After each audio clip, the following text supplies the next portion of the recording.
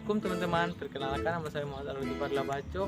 Saya mahasiswa dari Universitas Amir Drama Palu. Kali ini saya akan menjelaskan tentang peranti masukan atau input device dan peranti keluaran atau output device dari mata kuliah konsep teknologi informasi oleh dosen pembimbing Aco Lele Eskom MM.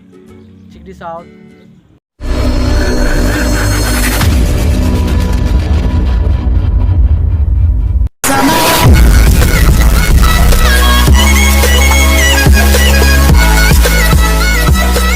Baiklah, pertama-tama saya akan memperkenalkan apa itu peranti masukan atau input device dan apa itu output device atau peranti keluaran.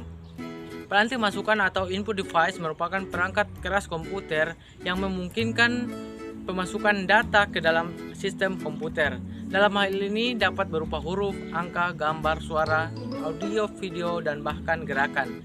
Dan peranti keluaran atau output device adalah peranti yang dapat menampilkan hasil pengolahan dari hasil pemroses data yang diperintah pada komputer. Berdasarkan hasil keluarannya, peranti keluaran dapat digolongkan menjadi dua, yaitu soft copy dan hard copy. Ada banyak jenis peranti masukan. Pada kesempatan ini saya akan membahas tentang beberapa peranti masukan, yaitu peranti masukan pengetikan, peranti penunjuk, dan peranti gambar. Baiklah, yang pertama-tama ada peranti pengetikan. Peranti pengetikan dapat dipergunakan untuk memasukkan data ataupun perintah. Peranti yang paling umum digunakan dalam sistem komputer adalah keyboard. Peranti pengetikan lain adalah ATM yang dipakai sebagai mesin pengambilan uang.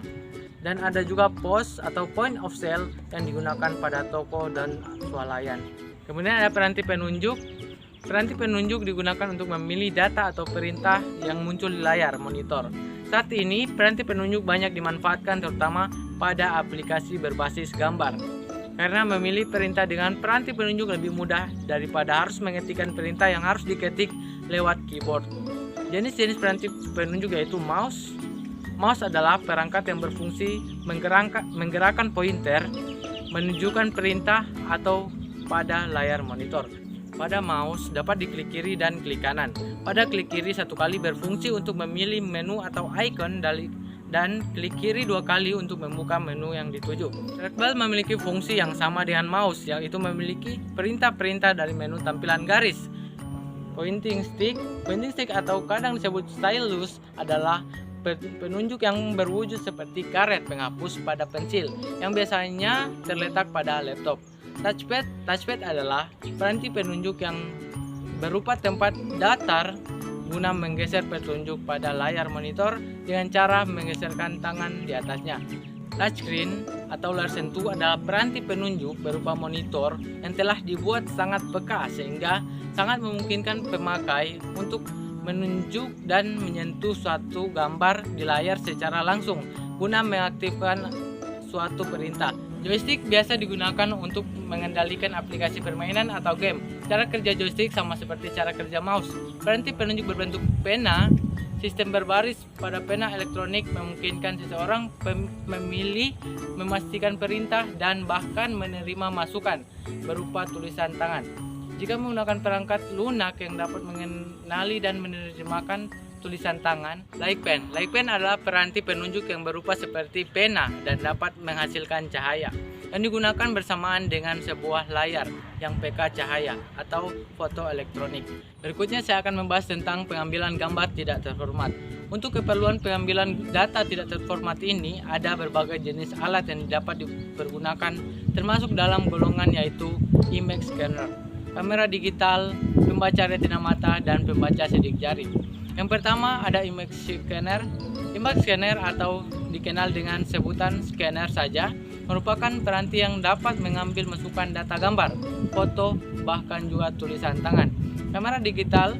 Setiap kamera elektronik memiliki sebuah sensor yang dapat mengubah sebuah citra optik. Kamera untuk siaran TV yang berbasis tabung citra, fill icon yang mahal digantikan dengan kamera CCD elektronik yang kompak, dan sebuah kamera biasanya menggunakan lensa untuk membuat citra dari sebuah objek.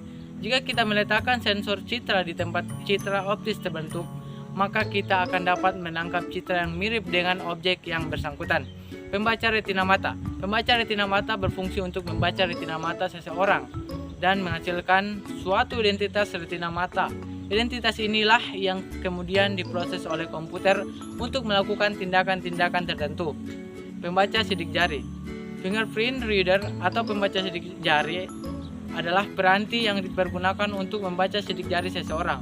Selanjutnya, saya akan membahas tentang jenis-jenis piranti keluaran atau output device.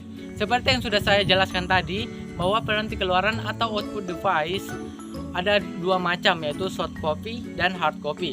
Dalam piranti keluaran jenis soft copy ada dua macam juga, yaitu monitor dan audio. Dalam piranti keluaran jenis hard copy ada tiga macam, yaitu printer. Printer adalah piranti yang biasanya digunakan untuk membuat cetakan pada kertas. Plotter. Plotter adalah piranti keluaran yang dapat menghasilkan grafik atau gambar dengan kualitas tinggi dan berwarna. Dan yang terakhir ada komputer output microfilm. Komputer output microfilm atau COM adalah piranti yang dapat menghasilkan gambar dalam gulungan mikrofilm atau pada microfiche yang berisi banyak halaman dalam setiap lembar.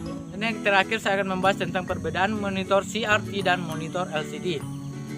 Dari ukuran fisik monitor CRT lebih besar karena memerlukan ruang untuk tabung CRT. Ukuran LCD memang lebih ramping sehingga sesuai untuk tempat yang terbatas. Dari segi resolusi, umumnya monitor CRT dapat menampilkan berbagai variasi resolusi, sedangkan monitor LCD hanya memiliki satu resolusi, yaitu resolusi natif, yaitu resolusi di mana tampilan yang dihasilkan mempunyai gambar lebih jelas. Dari segi warna, awalnya warna monitor LCD hanya ratusan hingga ribuan jenis, sedangkan CRT sudah mencapai jutaan. Namun LCD jenis baru telah dapat memproduksi warna yang tidak terbatas sehingga tampilan lebih halus. Kecerahan pada CRT, kecerahan gambar tidak menjadi masalah. Pada LCD, mengingat pancaran cahaya dilakukan dari belakang, LCD memiliki level kecerahan yang berbeda daripada CRT. Ukuran kecerahan LCD biasanya dinyatakan dalam satuan nits, yaitu berkisar antara 70 sampai 250 nits. Semakin tinggi nilai nits, maka semakin cerah tampilan gambarnya.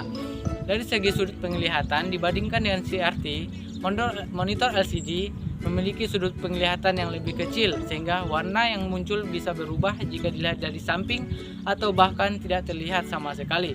Namun monitor LCD dewasa ini telah memiliki sudut pandang yang lebih luas lagi.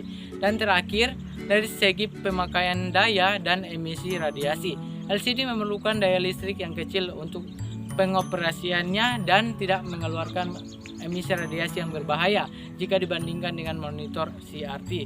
Rata-rata monitor komputer memerlukan daya listrik 110 watt, sedangkan LCD memerlukan sekitar 30 sampai 40 watt. Teman-teman, untuk download materi lengkapnya silahkan kunjungi blog saya ya, linknya saya cantumkan di deskripsi. So, terima kasih yang sudah simak penjelasan saya.